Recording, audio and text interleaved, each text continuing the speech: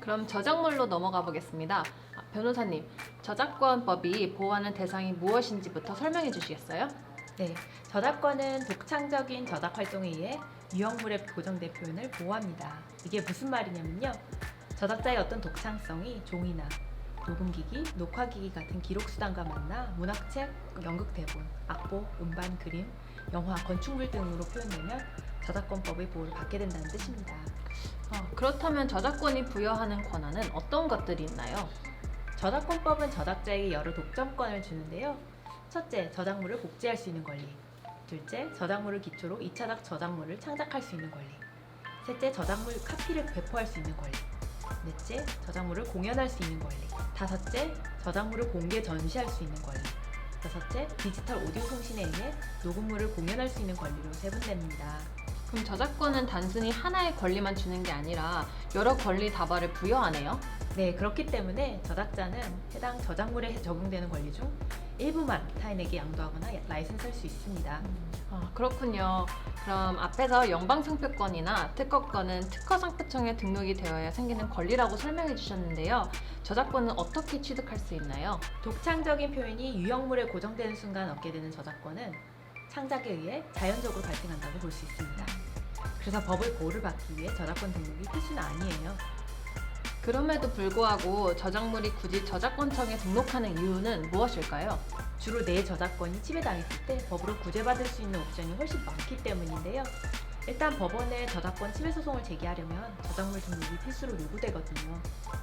그리고 내 저작권을 침해하는 외국의 물품이 미국으로 수입되는 걸 금지시키려면 미국 관세국경보호청에 저작권 등록증을 제출해야 합니다. 이 밖에도 저작물 등록 사실은 분쟁 상황에서 해당 저작권이 유효하다는 증거물로 간주되고요. 등록 이후에 저작권 침해 행위가 일어나 침해 소송을 걸면 원고 저작권자가 피고 침해자로부터 법정 손해배상, 변호사비와 소송비용을 청구할 수 있습니다. 등록 이점들이 상당하네요. 특허는 출원 비용 부담이 커서 우리 중소기업들이 출원을 망설이는 경우가 많은데 저작물 출원의 경우는 어떤가요? 저작권의 경우 요구되는 독창성의 문턱이 매우 낮고요. 상표나 특허처럼 심사관이 출원 과정에서 적격성을 깊이 검토하지 않기 때문에 관람료가 출원서당 몇십 불대 수준으로 저렴하고 등록 절차 역시 간단한 편입니다. 그래서 꼼꼼히 사전 준비만 잘하면 굳이 변호사를 선임하지 않아도 충분히 기업 실무자가 저작권 출원서 작성을 할 수 있습니다. 잘 알겠습니다. 그럼 어떤 경우에 저작권 보호에 특별히 더 신경을 써야 할까요? 콘텐츠 유통, 게임, 개발, 웹툰, 디자인 관련 사업을 경영하는 기업이 아니라면 좀 등한시해도 되나요? 사업의 성격상 창작 활동이 왕성하게 일어나지 않는다 하더라도 글, 이미지, 음악, 영상물 같은 것들을 사업에 비중 있게 활용하는 기업이라면 촉각을 곤두세우실 필요가 있습니다. 게다가 요즘 대부분의 기업들이 소셜미디어와 온라인 채널을 통해 남이 창작한 콘텐츠를 마케팅 홍보 목적으로 사용하고 있는데요.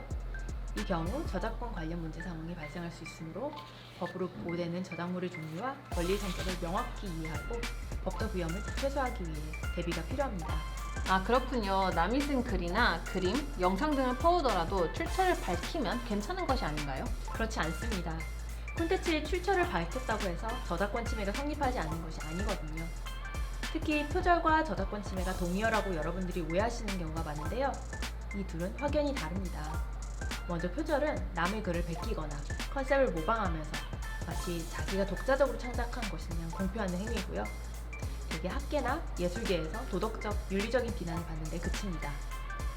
반면 저작권 침해는 저작권법이 저작자에게만 부여하는 권리들을 타인이 무단으로 침해한 행위로 민사, 형사상 법적 책임이 따를 수 있습니다. 남의 콘텐츠를 도용하더라도 내가 직접적인 이윤을 취득하지 않는다면 괜찮지 않을까요? 저작권 침해에 대한 대표적인 항변 논거로 공정이용, fair use라는 개념이 있는데요. 어떤 행위가 공정이용인지 여부를 판단하기 위해서는 첫째, 이용의 목적과 성격, 예를 들면 상업적 목적인지 비영리 교육 목적인지. 둘째, 저작물의 성격, 사실 정보에 가까운지 혹은 독창성이 높은지.